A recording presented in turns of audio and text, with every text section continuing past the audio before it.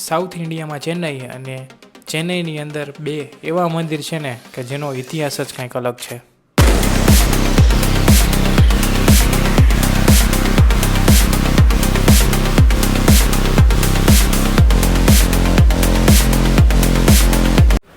જય માતાજી બધાને. તો હું છું અત્યારે તમિલનાડુનો કેપિટલ ચેન્નઈની અંદર, અને આ વિડીયોમાં આપણે જોશું અષ્ટલક્ષ્મી મંદિર અને મુરુગન ટેમ્પલ. આ છે અષ્ટલક્ષ્મી મંદિરમાં.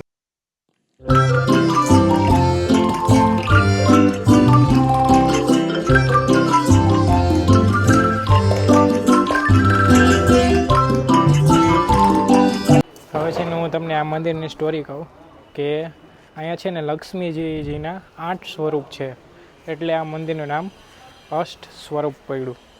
અષ્ટ સ્વરૂપ લક્ષ્મી ટેમ્પલ એટલે કે અષ્ટ લક્ષ્મી મંદિર એ મંદિરનું આખું નામ છે. અને ઇલોસ્ટ બીચ છે ને એક્ઝેક્ટ એની બાજુમાં જ આ બે મંદિર આવશે, એટલે તમે અહીંયા વિઝિટ કરવા આવો ને એટલે ભેરું અહીંયા વિઝિટ કરી લેજો. પ્લસ તમારે અહીંયા અત્યારે મંદિરનું કામ ચાલુ છે એટલે બહુ ટ્રાફિક નથી. મેન મંદિર બંધ છે એટલે મેન મંદિરના દર્શન નહીં થાય. લગભગ 5-6 મહિનામાં ઓપન થઈ જશે. બાકી પાછળ એમની બીજી મૂર્તિ રાખી છે ને અહીંયાના દર્શન તમારે થઈ જશે. અને લક્ષ્મીજીના 8 સ્વરૂપનું મંદિર આખા ભારતમાં ખાલી આ એક જ છે, એટલે તમને એ દર્શન અહીંયા જ થશે. અને એવું માનવામાં આવે છે કે જે લોકો અહીંયા આવીને પગે લાગે એની બધી મનોકામનાને પૂરી થાય છે. 8 રીતે લક્ષ્મીજી એને વરદાન આપે છે. અને 1994માં મંદિરની પ્રાણ પ્રતિષ્ઠા થઈ હતી, અને તે પછી અત્યારે એ લોકો રિનોવેશન કરે છે. આ મંદિરનો ગેટ છે અને બહાર કંઈક આવી માર્કેટ હશે. અને બહાર છે ને તમે ચપ્પલ રાખો ને તો ખાસ ધ્યાન રાખજો. મેં અત્યારે મારા બૂટ રાખ્યા હતા અહીંયા, અને એ લેડીઝ કે 200 રૂપીસ. મેં કીધું ભાઈ શેના ભાઈ? તો 2-3 જણા ભેરા થઈ ગયા. મેં કીધું હું ભાઈ 1 રૂપિયો નહીં આપું, પછી દીવાનું નહીં કોઈ દી, એટલે આપુડા જવા દે. આવતો રહ્યો ઓલીએ શું થયું? કાંઈ ન થયું. પહેલાં એમ જ કે ધીસ ચંપલ ઇસ તરફ એમ તમિલમાં બોલતા હોય કે અહીંયા ચંપલ રાખી દો, હવે ચંપલ રાખી દો. ઈશારા કહે એટલે આપણને ખબર પડી જાય ને, એટલે અહીંયા રાખ્યા ને ત્યારે કે તમારે 200 રૂપિયા દેવાના. તો આ આગળ બીચ છે, અને આ 2 નંબરનો ગેટ છે, પણ અત્યારે અહીંયા કામ ચાલુ છે. અને આપણે અહીંયાથી આવ્યા તો આપણે જોયું એ અષ્ટલક્ષ્મી મંદિર, અને હવે જોઈશું આપણે મુરુગન ટેમ્પલ. હે ના Murugan temple this way Murugan temple. Straight. you pair Johnson, my pair Rushiraj. Straight but right. Straight but right. Right. Okay. ஆறுபடா முருகல் கோயில். Okay, thank you.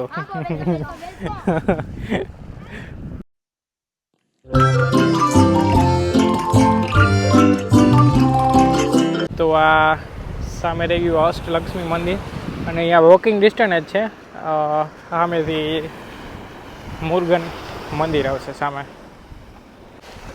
જો તમે સાઉથ ઇન્ડિયા ચેન્નઈમાં કે અહીંયા ક્યાંય ફરવા આવવાનો વિચારતા હોય ને, તો એક ખાસ છે કે એક તો ઇંગ્લિશ તમને ફૂલ આવડવું જોઈએ, અને તમિલના થોડાક વર્ડ આવડવો જોઈએ. કારણ કે છે ને અહીંયા માણસો હિન્દી નામે કાંઈ કોઈને આવડતું જ નથી. હિન્દી સાવ નથી આવડતું. માણસો બોલશે તમિલ સૌથી વધારે બોલશે, અને ઇંગ્લિશ થોડુંક બોલશે. અને મેન છે ને તમારે ફરવું હોય ને તો લોકેશન ઉપર હાલજો. કારણ કે આ શું છે, લોકેશનમાં જે નામ હશે એ આપણે કહીશું ને તો એ જ વસ્તુ તમિલમાં સેમ નામ અલગ રીતે બોલે ને, કે જે એનો ઢાલ બદલી જાય ને એટલે અલગ થઈ જાય, એટલે આપણને સમજાય જ નહીં. એટલે હું આટલો ફર્યો ને ચેન્નઈમાં લોકેશન ઉપર જ હાલ્યો છું. તો આ છે મુરુગન ટેમ્પલ. હવે થોડીક તમને છે ને અંદરથી થોડું દેખાડવું.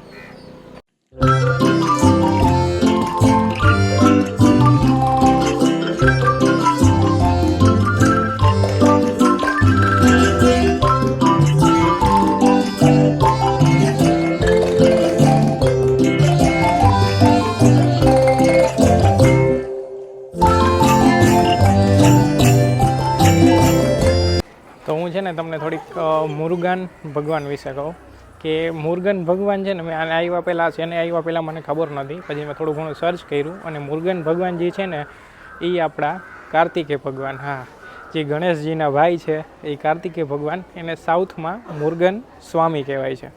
અને સાઉથમાં છે ને આ મંદિરની બહુ મહત્ત્વ છે. ચેન્નઈની અંદર જે આ મુરુગન ટેમ્પલ અત્યારે હું જે આવ્યો છું ને એકદમ દરિયાની બાજુમાં છે, એટલે આની માન્યતા બહુ છે મુરુગન ટેમ્પલની.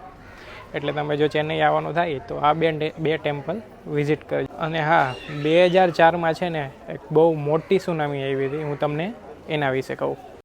2004માં ચેન્નઈની અંદર એક મોટી સુનામી આવી હતી કે જેને ચેન્નઈની અંદર એને ઘણી બધી તબાહી મચાવી હતી. તમે જોઈ શકો છો, ઘણા બધા માણસો મર્યા હતા.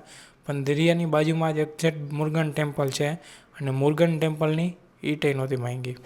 અને ટાઈમિંગની વાત કરું તો સવારે 8થી 12 અને સાંજે 5થી 8 વાગે મંદિર ચાલુ રહેશે. એમાં એવું છે કે આમ અંદર તો તમને આવવા દેશે, પણ મેન જે દરવાજા છે ને એ મેન દરવાજા બંધ હોય છે. એટલે મેન દરવાજા એક્ઝેક્ટ 5 વાગે ખુલશે અને સવારે 8થી 12 વાગ્યા લગી ખુલ્લા હશે, તો તમે મુરુગન સ્વામીના દર્શન કરી શકો.